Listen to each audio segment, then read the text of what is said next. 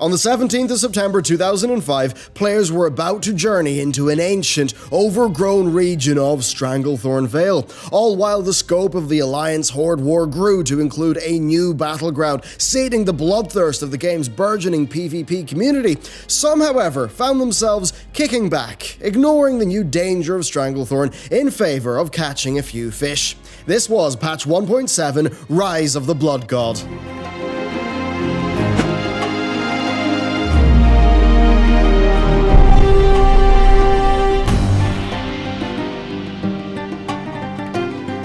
Hey everyone, and welcome back to the complete history of World of Warcraft, the series where we will chronicle World of Warcraft's entire life as a live game. This series is brought to you by our patrons who get episodes a week early, with 1.8 being available on Patreon right now, along with bonus features, early videos, behind-the-scenes content, and physical loot. This series would not be possible without them. We thank them for it, so let us begin. This patch introduced the Zul'Gurub Raid to the northeast of Stranglethorn Vale. This was a region that had been much speculated upon, with most players having suspected it to be an open-world questing area that just hadn't been ready in time for the game's launch. They would soon see in 1.7, though, that it was a fully fleshed-out 20-man raid, one that was intended to take a different path to those earlier implemented, such as patch 1.6's Blackwing Lair. This raid had a much heavier focus on exploration, immersing players in the role of an adventurer at the edge of the world. From a technical perspective, Blizzard used this as an opportunity for great experimentation. The raid itself took place in the ancient jungle troll city of Zul'Gurub, built thousands of years ago to serve as the cultural and political center of the Gurabashi Empire. It has since fell into civil strife when a caste of troll priests known as the Atalai attempted to summon in the vengeful blood god Hakar. These priests were defeated and sent into exile, eventually settling in the Swamp of Sorrows, where they constructed the Temple of Atal Hakar. However, since successfully reinserting themselves within Gurabashi life, the Atalai were able to summon the Blood God back to the mortal realm. Attempting to stop this atrocity in their tracks, the Zandalari Empire sent its most powerful champions, each an avatar of their primal gods. They, however, underestimated Hakar, who bent the will of their champions, forcing them into servitude. The ruined city of Zul'Gurub certainly had an adventurous feel to it. It was labyrinthine, with levels raising and falling, line of sight being blocked by megalithic stone structures or the jungle canopy, with vine-woven rope bridges suspended between its different locations. Its layout was such that adventurers could largely pick whatever direction they wanted to go in. And it wasn't just the geography that evoked a huge, multifaceted civilization, it was the 64 unique mobs and 13 bosses, each idiomatic of troll culture. And really, it's hard to overestimate how large this raid felt, actually being so big that, like with Zul'Farrak, you could mount up within it. The vast scale was made even more real by the smaller size of the raiding party.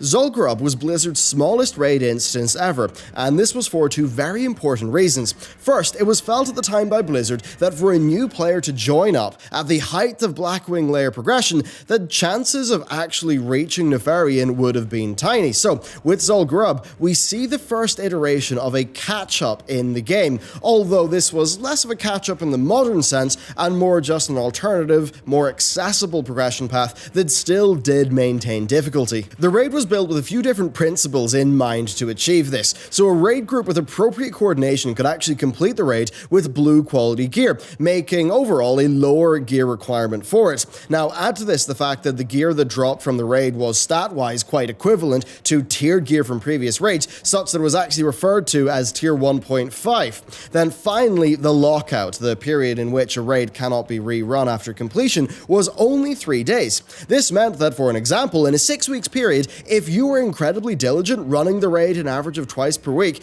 it would take you from your dungeon set through to being fully raid ready for future patches within that time span. Now the second reason followed the logic that each raid introduced thus far, and those still in waiting, were so large and had so many gear and consumable requirements that it could take an aspiring progression guild months to properly fit the required 40 people. Ian Hazzikostas had this to say in a blog about the evolution of raid design in World of Warcraft. we introduced two 20-player raid zones, Zul'Gurub and Ruins of Ankarash, allowing smaller groups to experience epic content on a scale beyond that of dungeons. These 20-player raids placed more individual responsibility on the shoulders of raid members. This undoubtedly made raiding more accessible, but not necessarily more casual, nor its mechanics less interesting. The same fundamental social cohesion and collective guild effort was required, and the rewards appealed to a broad church of players, from ardent raiders to those who just wanted to explore this strange new zone. So, we see that Zul'Gurub became a viable avenue for guilds to prepare for the future 40-man raids, with it fitting both niches of being easier to prepare for and, in a way, a bit more easy for newly minted 60s to get into to catch up with their gear. And really, putting this in as an option was very important for Blizzard because they did intend to add more 40-man raids, and those raids in terms of gear were meant to build upon the previous ones. So having some form of catch-up that was still challenging was important to maintaining the future health of the game.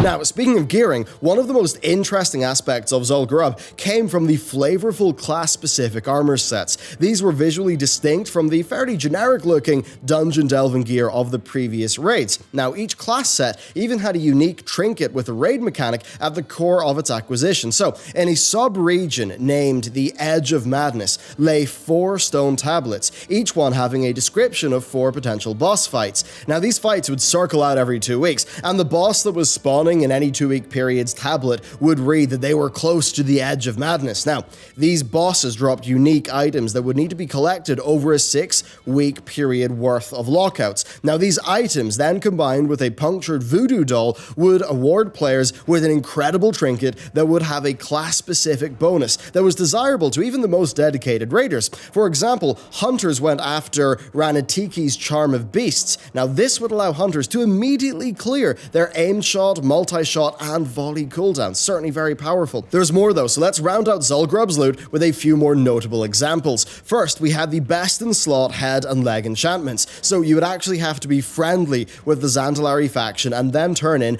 primal Hikari idols and punctured voodoo dolls, both of which were acquired in the raid. Now, adding these to your tier 2 armor would make it the strongest class-specific gear in the game. Then further to this, being exalted with the Zandalari would allow you to do a quest, which would reward you with an equally incredible shoulder enchant. We then had something rather new, the inclusion of the first raid-specific mount drops, with the Swift Zulian Tiger and Swift Rizashi Raptor being 2 very highly sought-after mounts, especially at a time where mounts, outside of the faction-specific ones, were actually incredibly rare. The lessons overall of Zul'Gurub and its design would go on to have a lasting effect for the world of Warcraft, with the idea of catch-up being introduced, and ultimately, this raid was the genesis of much of where World of Warcraft's future raid design would go.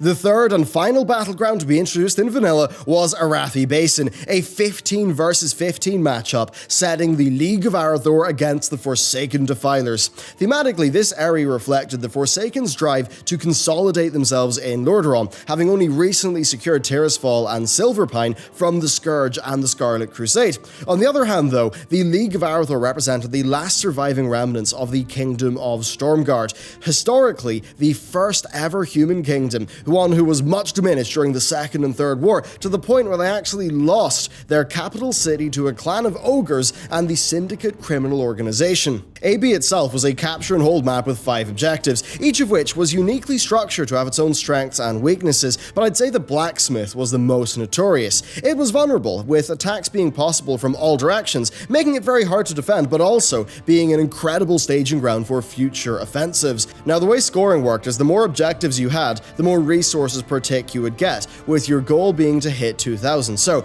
each point gave 10 resources per tick, with the more points captured decreasing the amount of time between ticks, so that one resource node had a 12-second tick for 0.8 resources per second, 3 nodes had a 6-second tick amounting to 1.7 resources per second, and all 5 giving 30 resources per tick, with a tick only being a second. And that really did mean that if the enemy team was able to get all 5 points, you would just be wiped out.